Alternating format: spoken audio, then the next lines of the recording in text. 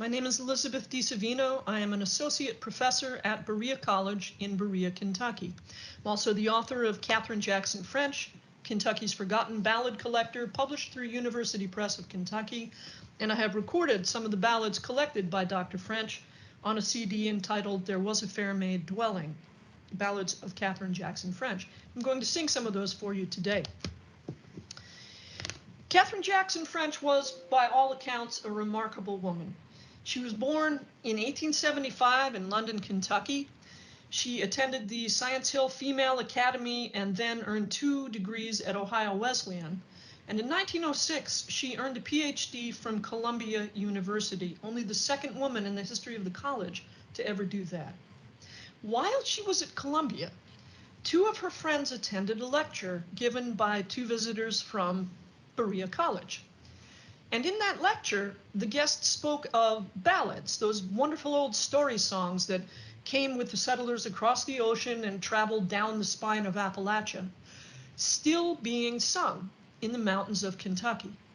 Jackson was intrigued. She had studied medieval literary balladry at Columbia, and the idea that some old songs were still being sung in the hills of her home state really fascinated her. So she determined that the next time she was home, she would go looking for those songs. Well, that opportunity came in 1909.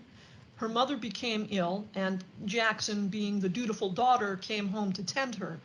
When her mother recovered, Jackson went off into the mountains of East Kentucky alone, looking for these songs. She had the sheer, dumb, good luck to climb aboard a wagon with a 60-year-old woman by the name of Lizane Napier.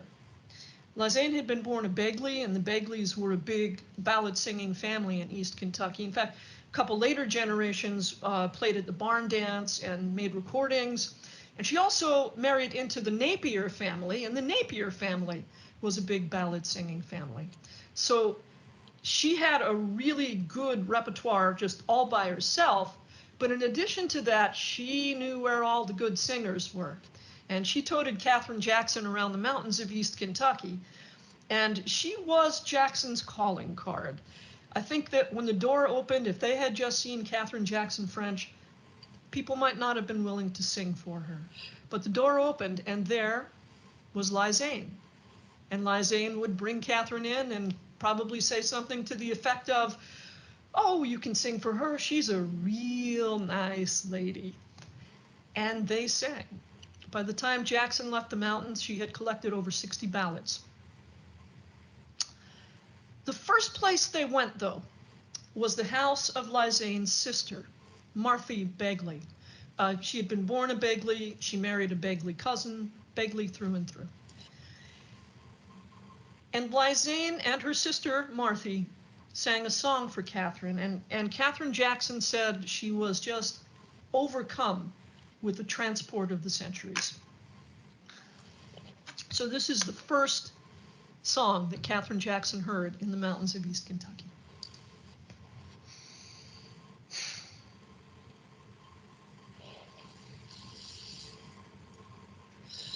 Sweet William arose one May morning and dressed himself in blue. Oh, tell unto me that long, long love that's between Lady Margaret and you. I know nothing about Lady Margaret's love. I know that she don't love me. Tomorrow morning, 'bout 10 o'clock, Lady Margaret, my bride, shall see. Lady Margaret was standing in her own hall door, combing back her hair, when what did she spy but sweet William and his bride, as they to the church drew nigh. She threw away her ivory comb, In silk bound up her hair, she stepped out of her own hall door, and never returned there.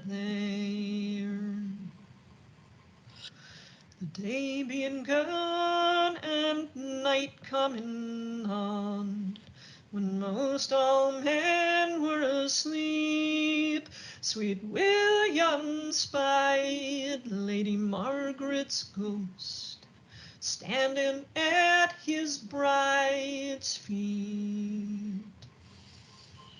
"Oh, how do you like your bed?" she said.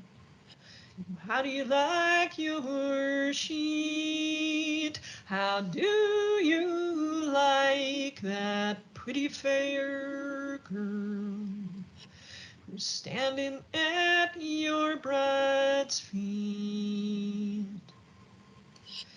Very well, I like my bed.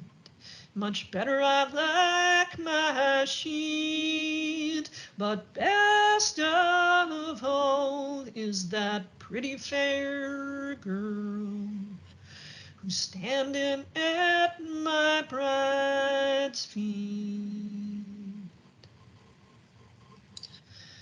The night being gone and day coming on, most all men were awake, sweet William said he was pestered in his head by a dream he dreamt last night. Such dreams I do not like. Such dreams, they are not good. I dreamed that my hall was filled with wild swine, and my bride was a-swimming in blood. He called round him his merry men all. He counted them 1, 2, 3. He asked the leave of his own dear wife, if Lady Margaret he might go and see. "Go and see Lady Margaret now. Go and welcome her for me, for I know you love Lady Margaret much better than ever you did love me." Sweet William rode up to Lady Margaret's gate. He tingled so loud at the ring, there's none so ready as Margaret's 7th brother to rise and let him come in. "Is Lady Margaret in her kitchen?" said he. "Or is she in her hall? Or is she in her own dwelling room amongst the ladies all?" "She's neither in her kitchen," said he, "nor is she in her hall. Yonder she lies in a cold coffin that sits by the side of the wall.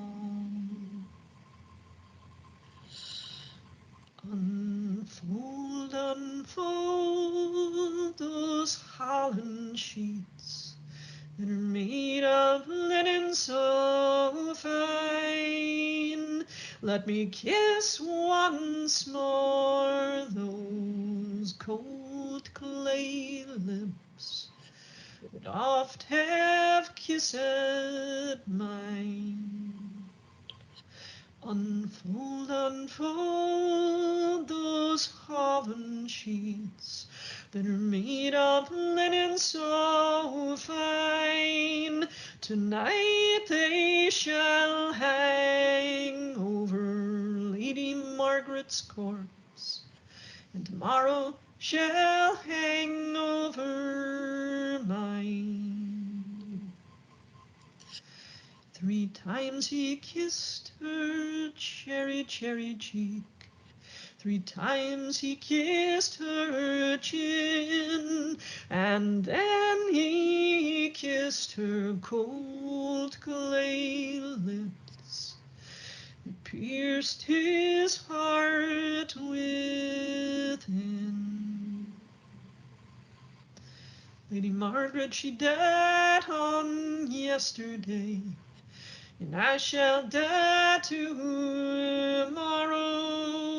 Lady Margaret, she died of pure love's sake, and I shall die for sorrow. Lady Margaret was buried in the new churchyard. Sweet William was placed close by her, and out of her grave grew a blood-red rose, and out of his a green briar. They grew and they grew to the high church tower. They could not grow any higher.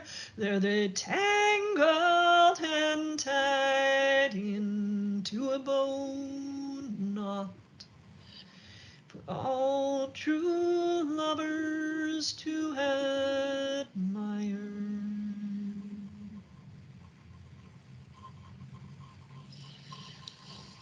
Fair Margaret and Sweet William.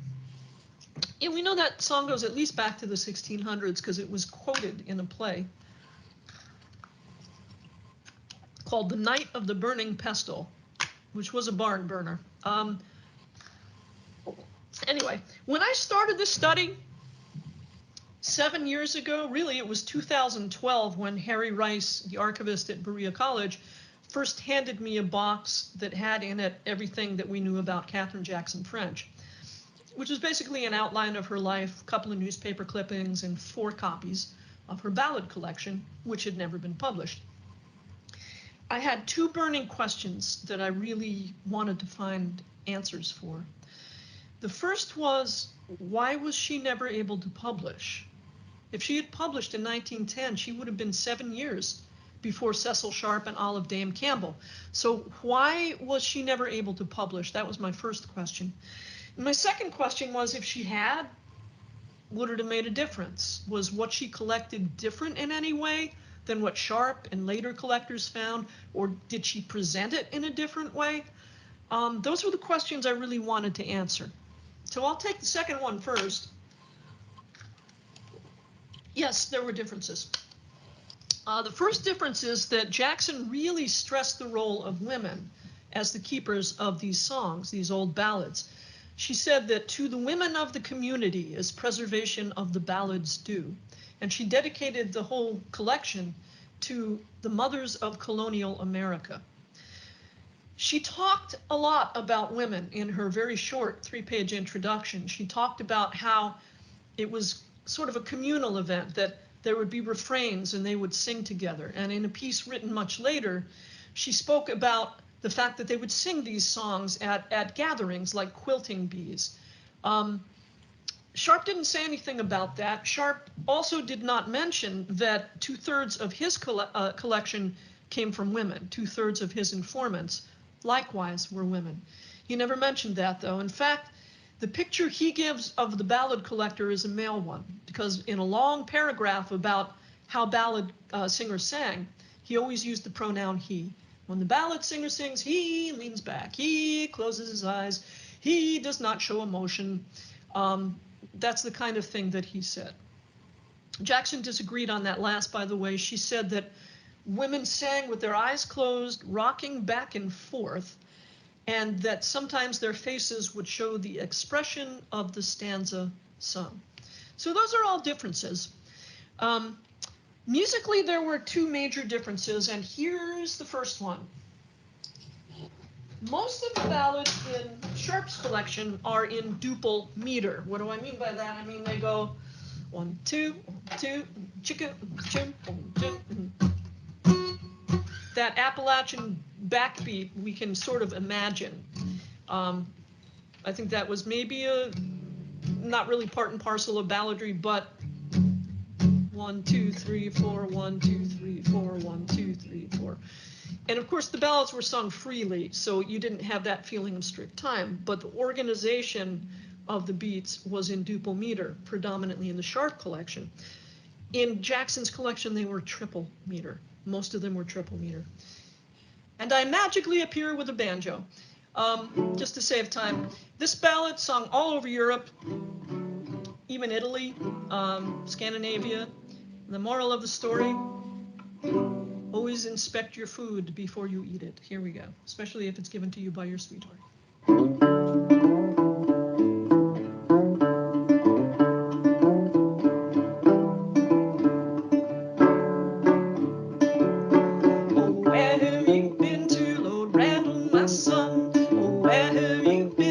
Sweet pretty one, over high hills and mountains, mother, make my bed soon, for I'm sick to the heart and I wanna lie down.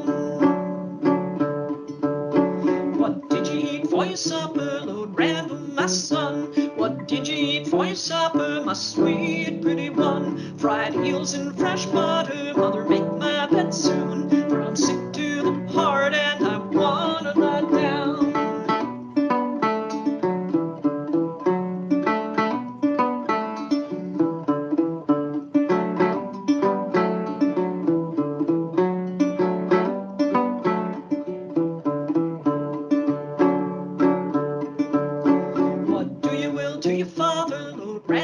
Son, what do you will to your father, my sweet pretty one? Nothing but a dead son to bury, mother, make my bed soon, for I'm sick to the heart and I wanna lie down.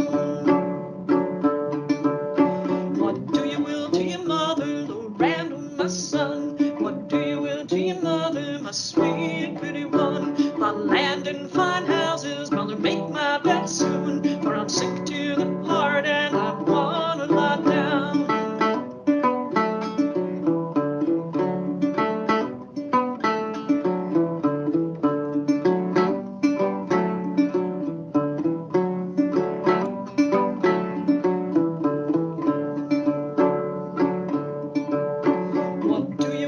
Sister, Lord Randall, my son, what do you will to your sister, my sweet pretty one? My trunk full of money, mother, make my bed soon, for I'm sick to the heart and I wanna lie down.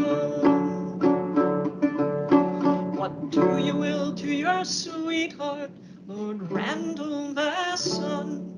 What do you will to your sweetheart, my sweet pretty one? Rope to the gallows, mother, make my bed soon, for I'm sick to the heart and I wanna lie down.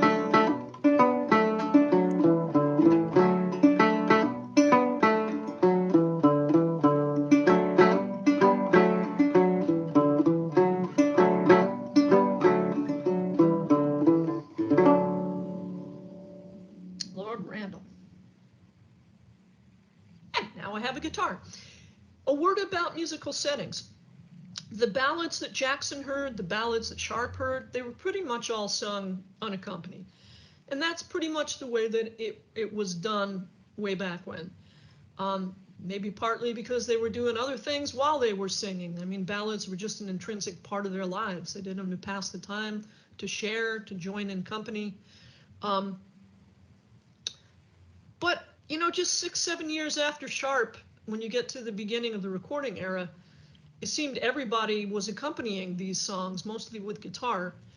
And so I might argue that you know, sure, there's an a cappella tradition, but there's also a tradition of accompanying ballads, and that tradition is at least a century old now. Which raises the question, how old does something have to be before it's a tradition? Yeah, let's not open that can of worms. Anyway, the point is, some of the ballads I sing unaccompanied and very straight. Some of them I accompany and play in a more traditional sounding vein. And some just seem to want to be set differently. And one of the things that's so great about balladry is that people bring to them whoever they are and whatever their musical knowledge is. So I do a fairly wide range of settings on these songs, and I did it partly because I wanted to put together a two-set CD that you know, people would enjoy even if they're not ballad aficionados. I wanted to make it accessible, and I hope people pick these tunes up and carry them forward. The other big musical difference between Sharp and Jackson is that the vast majority of Sharp's ballads were pentatonic musically. What that means is that it was just those 5 notes. It's like the major scale, but you leave out step 4 and step 7. 1, 2, 3, 5, 6. That's pentatonic. Whereas the majority of Jackson's were in A major key. Why is this important? Because Sharp went off on a really long riff in his introduction about how, you know, the fact that these ballads used the pentatonic scale proved that these were ancient English melodies that had never been touched by anything else, and it was codswallop. Because, you know, I actually did a study. I went back and I analyzed 4 of the major collections that Sharp quoted in his book and that Jackson quoted as well, the ones that they had in common. Pentatonic scale was not predominant. In some cases, it wasn't even there. So where he got this idea, and oh, by the way, one of those was Sharp's own dance collection, okay? Where he got this idea, I don't know. He made the assumption that because it wasn't in, because it was here, it meant that it was older. Jackson, on the other hand, majority of her ballads, straight major scale, including this one, which is the tale of an unfortunate lad who is not very bright, because he takes up with a wealthy woman whose husband is a murderous, jealous, crazy person. So, yeah, well, let's find out what happens, shall we? Child called this one Little Musgrave and Lady Barnard, and it's probably better known as Mattie Groves, but in Kentucky it was called Lord Vanner.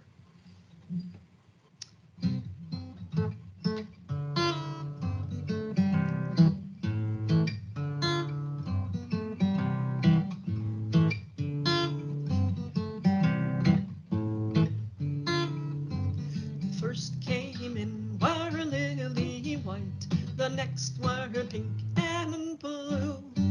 The next came in Lord Vanner's wife, the flower of the view.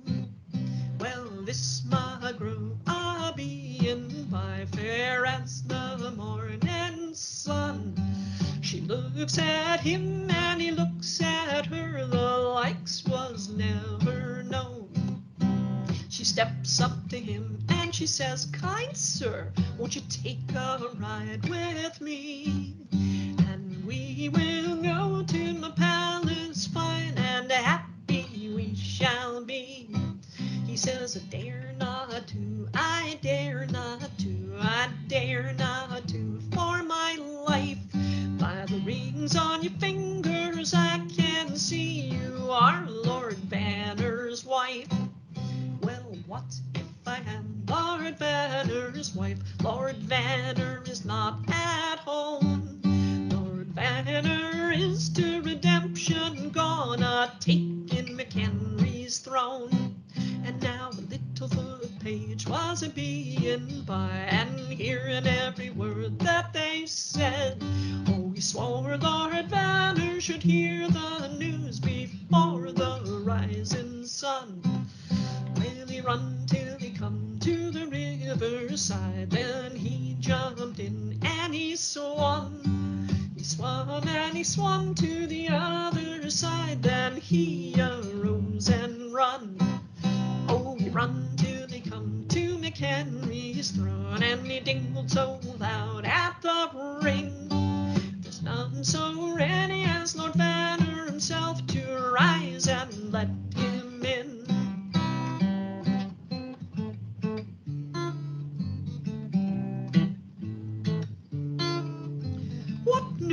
What news, my little foot page? What news do you bring to me? Has any of my casting walls fell down, or any of my men false be?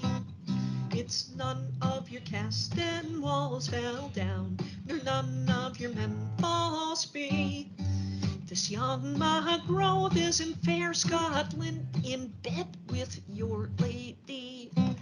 Well, if this be a lie that you bring to me, and a lie I believe it to be, I'll build a gallows just for you, and hangeth you shall be.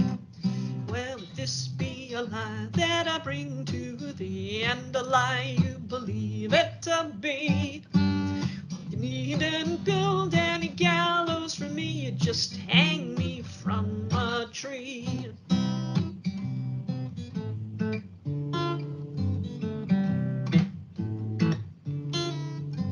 Lord Vanner calling up his best men, by one, by two, by three. Let's take a trip to fair Scotland, this happy couple for to see.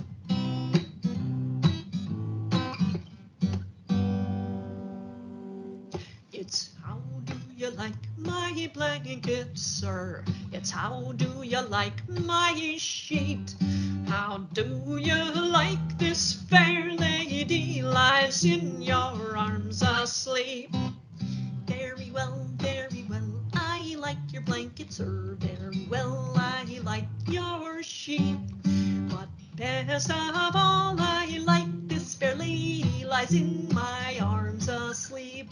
Well, get up, Lord Vanner cried. Get up as quick as you can. It'll never be said in fair England I slew a naked man.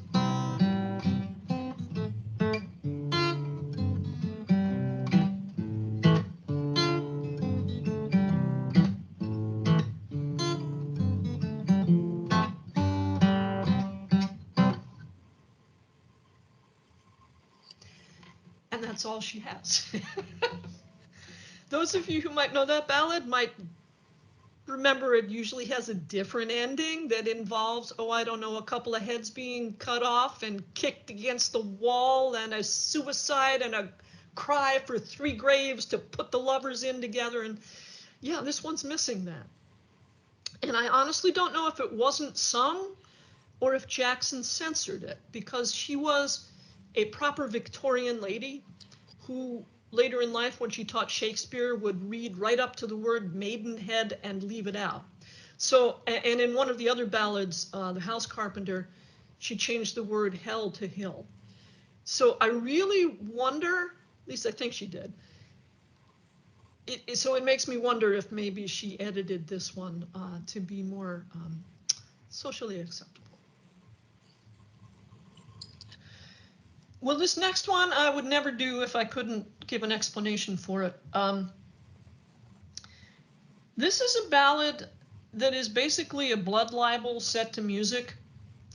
It repeats the old blood libel about Jewish people kidnapping children and draining their blood and using it for horrible purposes. And Sharp also collected this ballad, and to his credit, he discussed it in his introduction to the song, and he said a lot about the blood libel and that it had been used to persecute Jews for centuries. Jackson did not, so score 1 for Cecil on that. Jackson was interested in this ballad because she knew it was based on a part of the Canterbury Tale, on the Prioress's Tale. So she was looking specifically for this song, and in fact, she was the first person to collect it as far as I can find. She collected it from a young woman named Ruth Hackney in Letcher County. And Jackson, in a later piece of writing, describes the situation. She says that she was a newlywed young woman in a cabin that was a horrible hovel. And the windows were just blackened over with soot. It was a very smoky cabin, and there was newspaper on the wall for wallpaper. And she asked Hackney about this song because somebody had told her she knew it. And Ruth Hackney said, "Oh, I can't remember it." She looked out the window. It was raining that day. So Ruth Hackney said, "It rains a mist. It rains a mist. It rains a mist. It rains a mist. It rains all over the land. And all of the little boys in the land went out to play with their ball, ball, ball. Went out to play with their ball. They tossed one up, they tossed one high, they tossed one over the wall. Into a Jew's garden they tossed one ball, where no one dared to go nigh, nigh, nigh, where no one dared to go nigh. Out came the Jew's daughter, all dressed, to call the little boy in. If you'll come in, my little boy, then you shall have your ball, ball, ball. Then you shall have your ball. I won't come in, I can't come in, this little boy did cry. For they that come in shall never come out, shall never come out again, again, again, shall never come out again. She took him by the lily white hand and led him through the hall into a cellar so dark and damp, where no one could hear him call, call, call, where no one could hear him call. Oh, spare me, this little boy did cry, and when I am grown to be a man, my treasure shall be thine, thine, thine. My treasure shall be thine, thine, thine. My treasure shall be thine. She placed him on a table wide, beneath a silver knife. She called for a basin as bright as gold, to catch his heart's blood in, to catch his heart's blood in. Oh, place my Bible at my head, my prayer book at my feet. And if my playmates ask for me, tell them that I'm asleep, sleep, sleep. Tell them that I'm asleep. Oh, place my prayer book at my feet, my Bible at my head. And if my parents ask for me, tell them that I am dead, dead, dead. Tell them that I am dead. Sir Hugh. did a truncated ballad for you when I did Lord Vanner, because it was missing the usual ending. It took on a whole different meaning. It was no longer a horrible murder ballad. We were kind of left with this comical image of little McGrove running off into the night naked, trying to get away from this crazy man who's chasing after him. So this one is also truncated, but you almost don't miss the missing stuff because it's got this really catchy little double refrain and chorus. And you can jump right on and learn it in about 2 minutes. So Jackson called this the Lord of the Old Country. You probably know it better as the Two Sisters.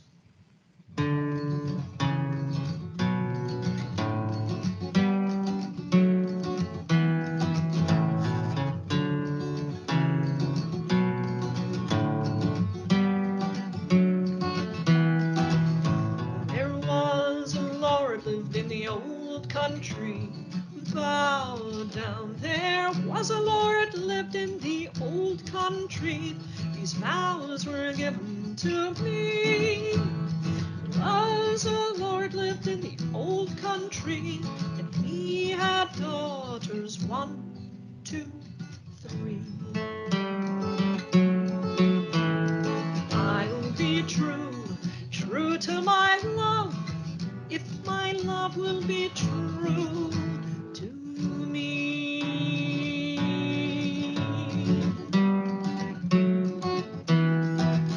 Ah, sister, oh sister, let's us walk out, bow down. Ah, sister, oh sister, let's us walk out. These vows were given to me. Sister, oh sister, let's us walk out and see the boats a-sailing about. I'll be true, true to my love, if my love will be true to me.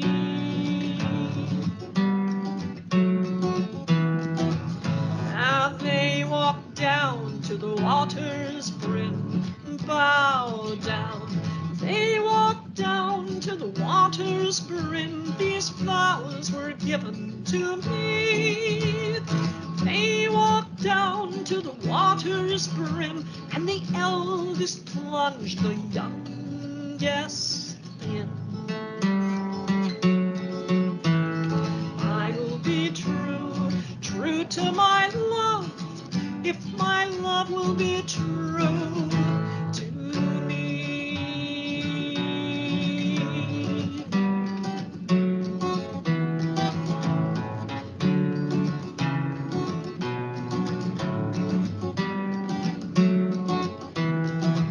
Well, down she sank and off she swum, bow down. Ah, down she sank and off she swum. These vows were given to me. Down she sank and off she swum until she came to the miller's pond. I'll be true, true to my love, if my love will be true to me.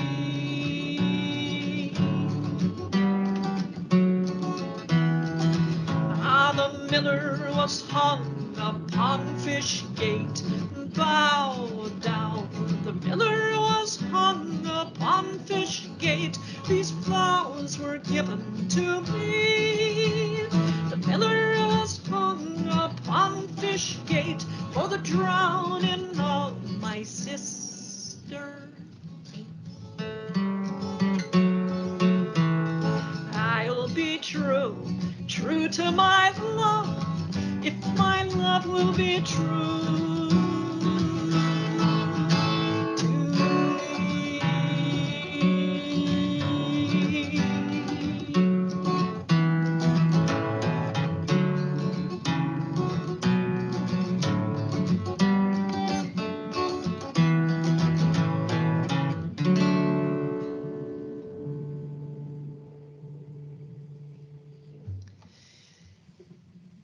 I really like that version because not only is it a beautiful melody, but there's 3 sisters. And you figure the first one gets murdered, the second one who does the murdering and all the other versions, she gets executed. So that means that the third sister, the middle one, is the one that's left, and she probably gets the young man in question, which makes you wonder if it wasn't a middle sister thing all along. So, 3 sisters, or in this case, 3, the Lord of the Old Country. I'd like to introduce my golden-throated husband, Mr. A.J. Bodnar. Hello, everyone. It's nice to be with you all. We are going to do a song that's usually very dark and gloomy, but because it's only 3 verses and because it has kind of a quacky chorus, it sort of comes across as a children's song, and so that's the way we're presenting it. This was collected from Jane Smith in Laurel County. It's called The 3 Crows. There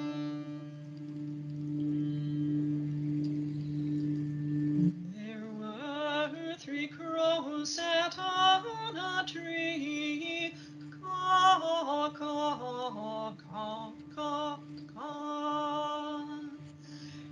And they were black as black can be, caw, caw, caw, caw, caw. Caw, caw, caw, caw, caw, caw.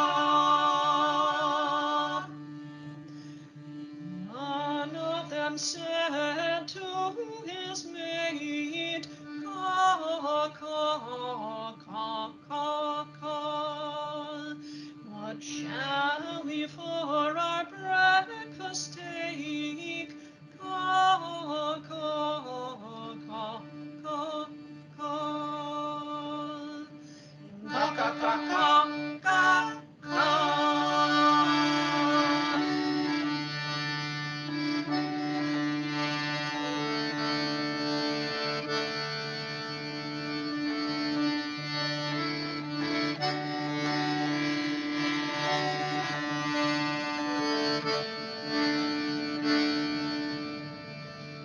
Here lies a horse slain on the plain. Caw, caw, caw, caw, caw. It was by a cruel butcher slain. Caw, caw, caw, caw, caw. Caw, caw, caw, caw, caw, caw.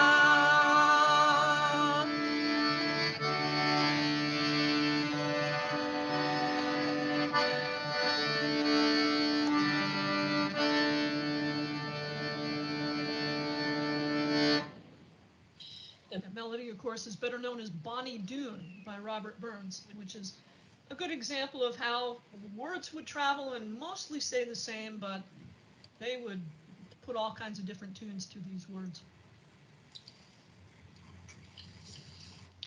You may hear some sounds in the background, some people hammering and some children playing and yelling. And I kind of love that because that's how it was. I mean, these ballads were just a part of everyday life. So there were always kids around. There were always people doing chores. It wasn't, these weren't presented in a fancy way. They were just part of living. This song, this next one, was collected by Cecil Sharp. He called it Betsy the Serving Maid.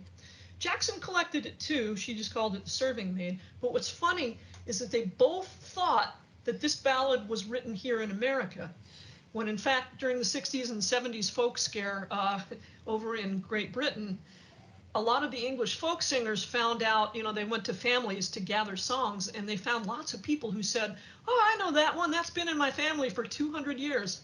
So this is actually another British ballad that came over and found a new life here. This is The Serving Maid. Betsy was a beauty fair. From eastern shores Betsy came here, a serving maid 'twas for to be.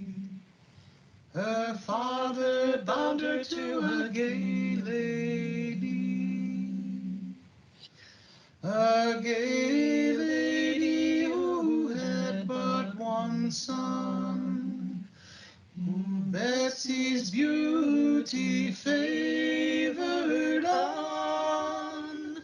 Late in the day, as I've heard tell, he said to Betsy, I love you well.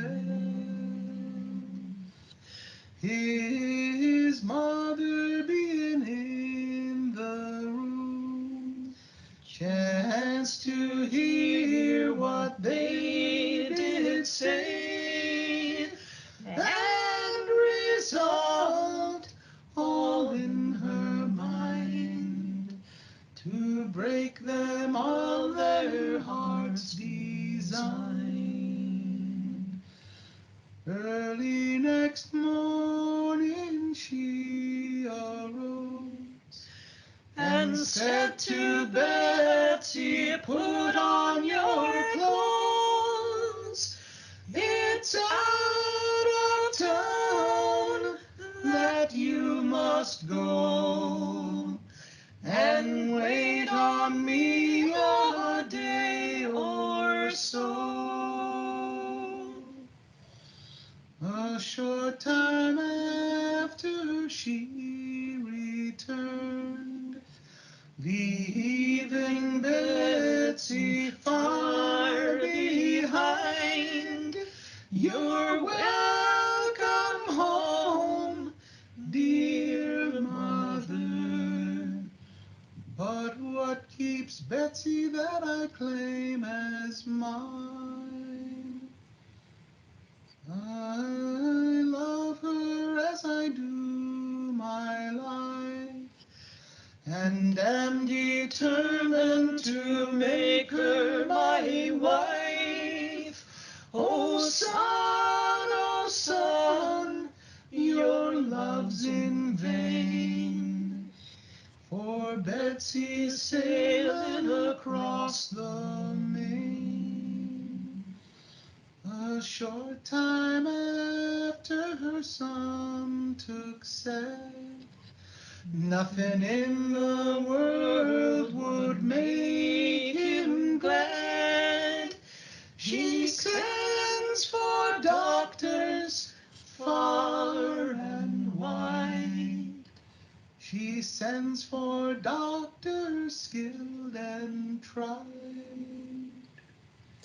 She wrung her hands and tore her hair like a woman in despair, saying, if my son were alive again, I'd send for Betsy across the main.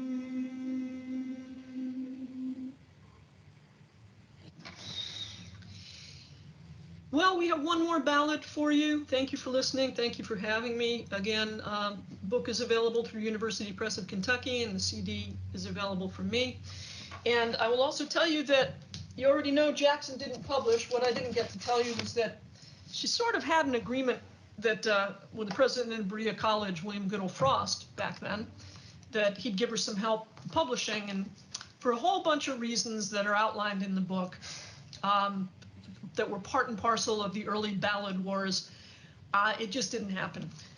And her work was never published, but it is now published as the third part of the book, of the biography, and Berea College is putting out a commemorative edition in honor of our 100-year-old promise of English-Scottish ballads from the hills of Kentucky by Katherine Jackson French. And that will be available for me as well. So one more ballad. We know this one goes back at least to the 1660s. We know it because the diarist Samuel Pepys, who lived in a time of plague, much like us, was very careful about not going out to pubs or going to parties. But New Year's Eve, 1665 to 1666, he broke down and he went to a party. And at that party, he records in his diary that He heard, quote, "My dear Mrs. Nips, in perfect perfection, sing the charming Scotch ballad, Barbary Ellen." And if you read just a couple more pages, you find out just how dear Mrs. Nips was to him. But that's for another day. So we will leave you with this one. It ends with that eternal and most famous symbol of Appalachian balladry. Thanks for listening.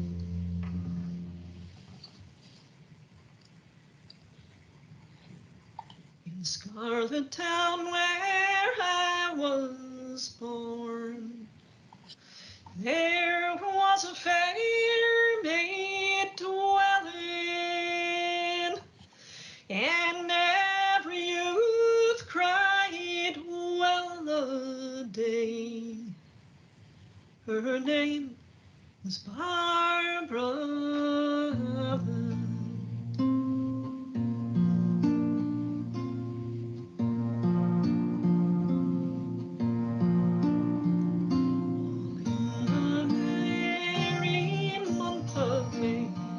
When green buds they were swelling, young Jammy Grove on his deathbed lay for the love of Barbara Allen. Death is painted on his face, and for his heart is stealing. Then haste away to comfort him, lovely Barbara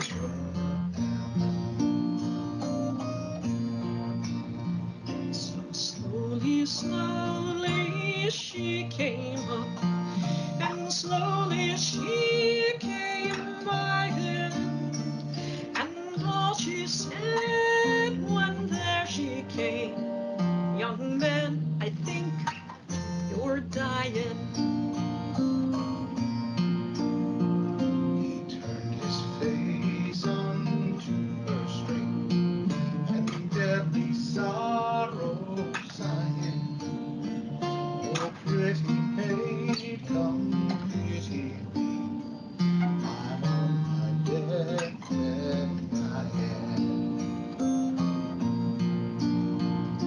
If on your deathbed you do lie, what needs the tale you're telling? I cannot keep you from your death. Farewell, said Barbara Allen. He turned his face unto the wall, and death was with him dealing. Adieu, adieu to my friends all, adieu to Barbara Allen.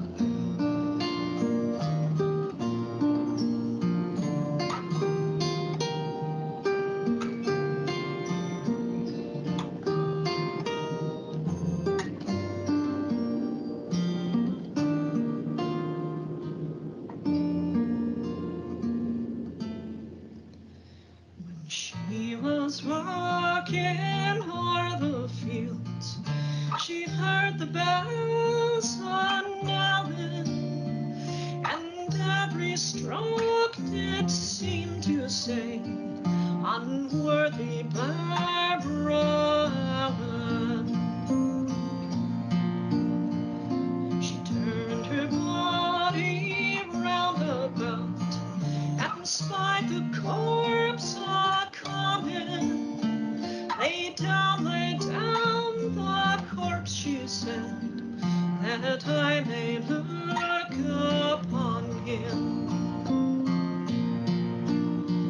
With scornful eyes she looked down, her cheeks with laughter swelling, whilst all her friends cried out anon, unworthy Barbara Allen.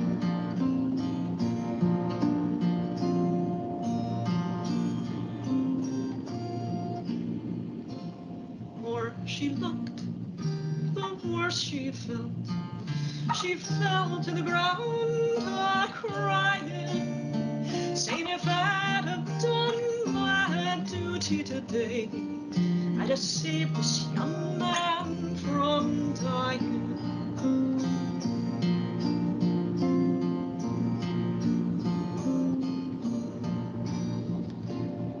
He was dead, and in his grave her heart was struck with sorrow. Oh mother,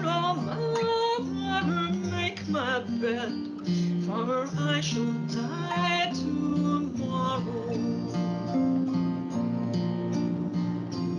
Hard-hearted creature, him to slight, who loved me so dearly. Oh, that I'd been more kind to him when he was alive and near me.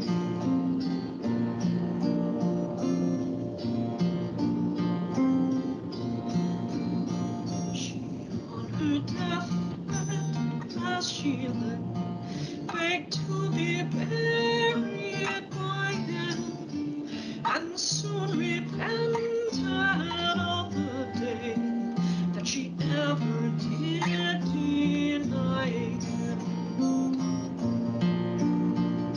Farewell, she said, ye virgins hold, and shun the fault I feathered.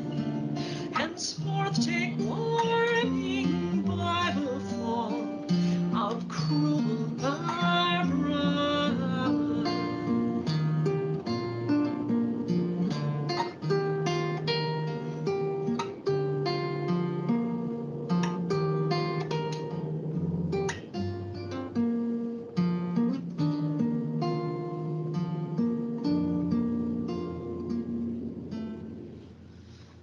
Sweet Jemmy died on Saturday night, and Barbara died on Sunday.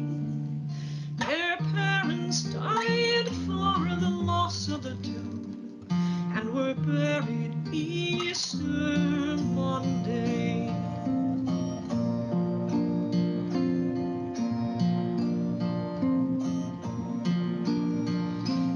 Buried her one side of the church, and he was buried by her. And on his grave they planted a rosy bush, and on hers a green briar.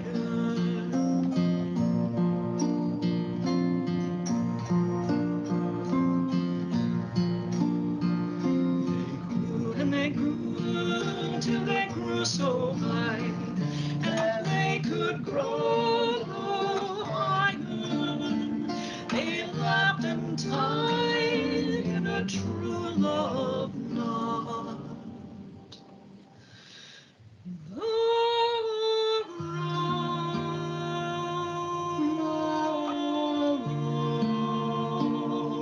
rose, the red rose, and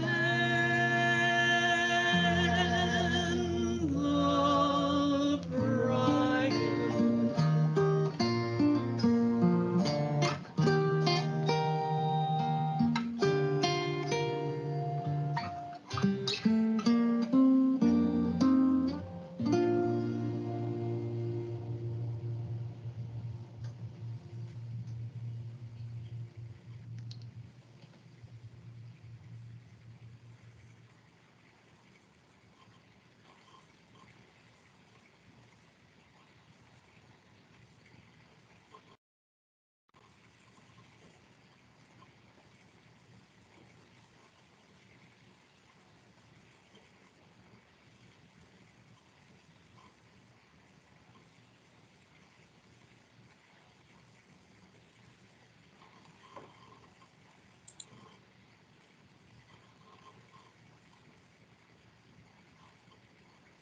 I think you're muted, Liza.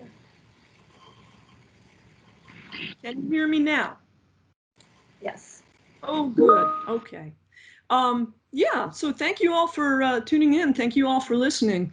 I left some time here at the end, so if anybody has any questions about the book or Dr. French and her work, she had a really remarkable life, the second half of which I didn't even get to. It has nothing to do with Kentucky or balladry. She was a really, truly remarkable woman. And I just felt it was a story that had to be told. So if anybody has any questions, maybe put them in the chat. Did I miss any? Did anybody? I can look.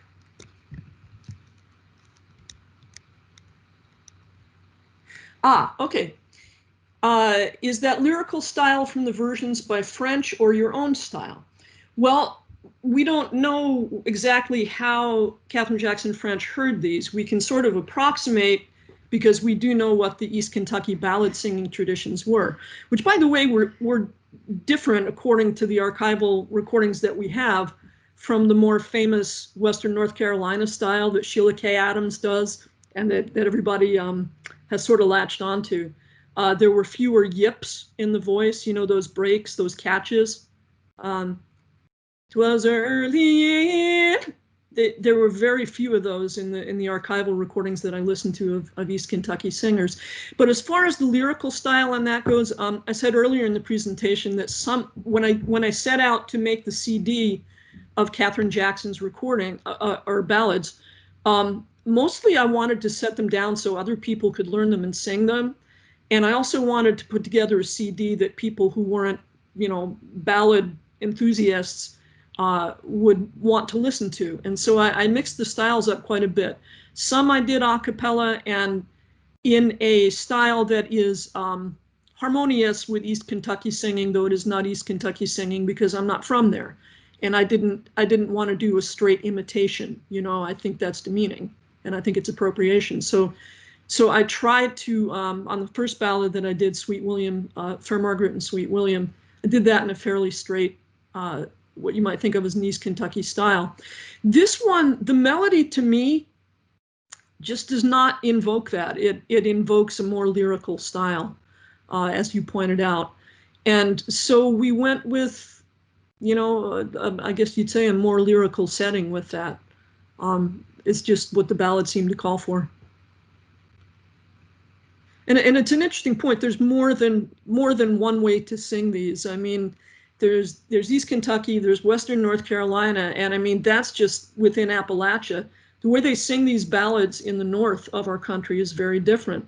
The way the Scots sing them is different. The way that the English sing them with the bigger, rounder sounds, that's very different too. So there's a lot of ways to sing these. Anybody else have any questions? I love talking about this stuff, so I'm happy to do it.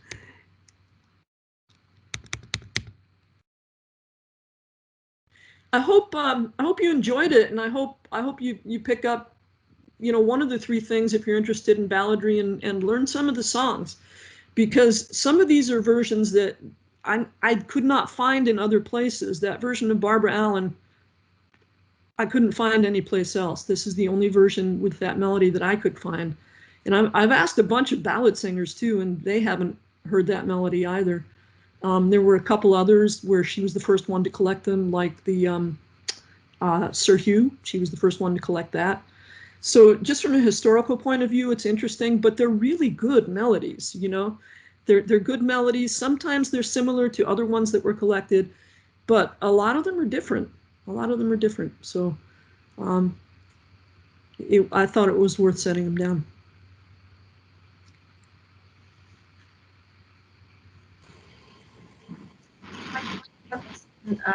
This is Rachel. So I was wondering, you talked a little bit about how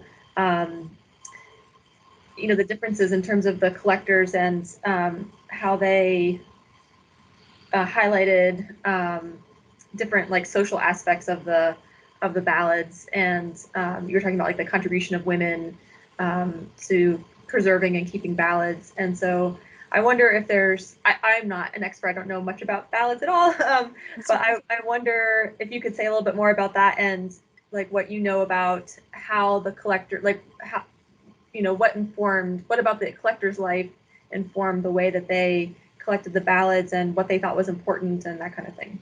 Yeah. Yeah, I think it's safe to say all the ballad collectors, and that includes Katherine Jackson French, brought their biases with them on their collecting trips. And, you know, it's been said of Cecil Sharp, he went looking for English ballads, and that's what he found, because that's what he was looking for. And he pointedly ignored everything else that he came across, because he didn't think that they were worthy of his time, his inspection, his recording of them. So that's well documented. Katherine Jackson French herself was very clearly looking for Anglo-Saxon ballads, and she said as much. She did not come up with this very strange, you know, musicological justification for proving that these were Anglo-Saxon ballads that Sharp did. But, you know, she was very clear these were Anglo-Saxon ballads, and they were proof of, in a way, the superiority of Anglo-Saxon culture because they had lasted a long time. So therefore, they must have worked, right?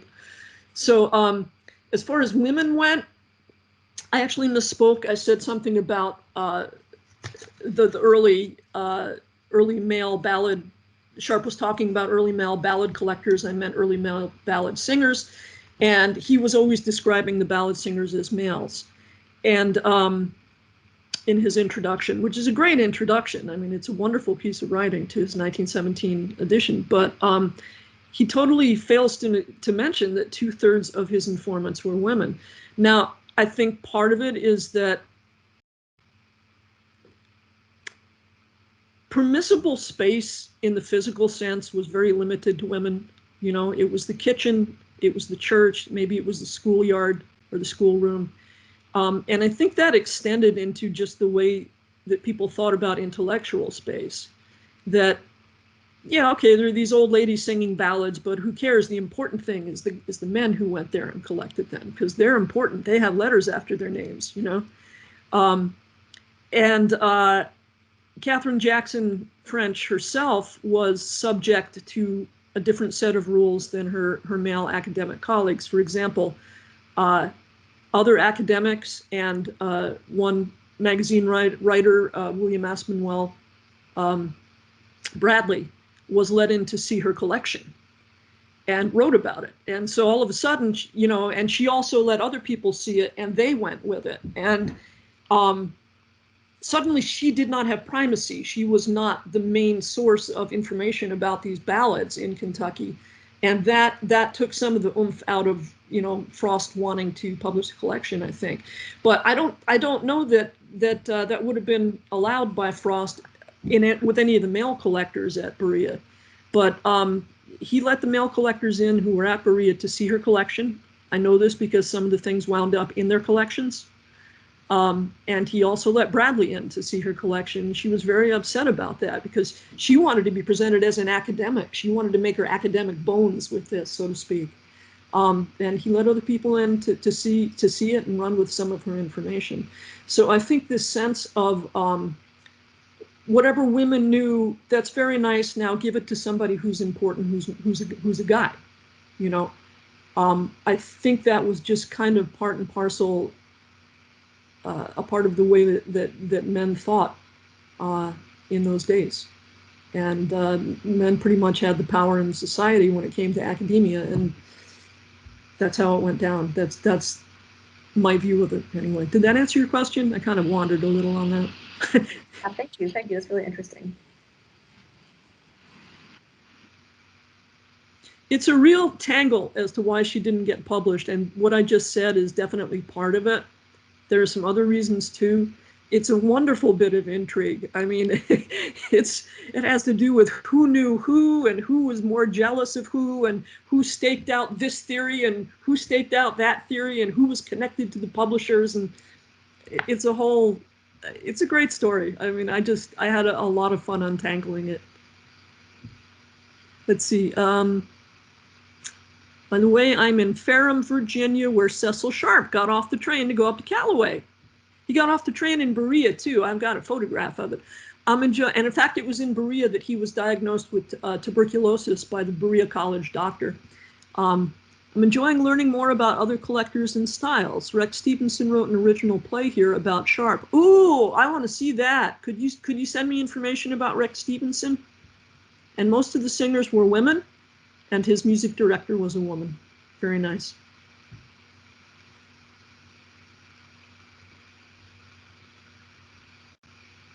Okay, well, we're almost at time, so I want to thank you all for listening, and I posted the information if you're interested in getting either the book or the ballad book or the ballad recording in the chat, and I'll post my contact information. It is here.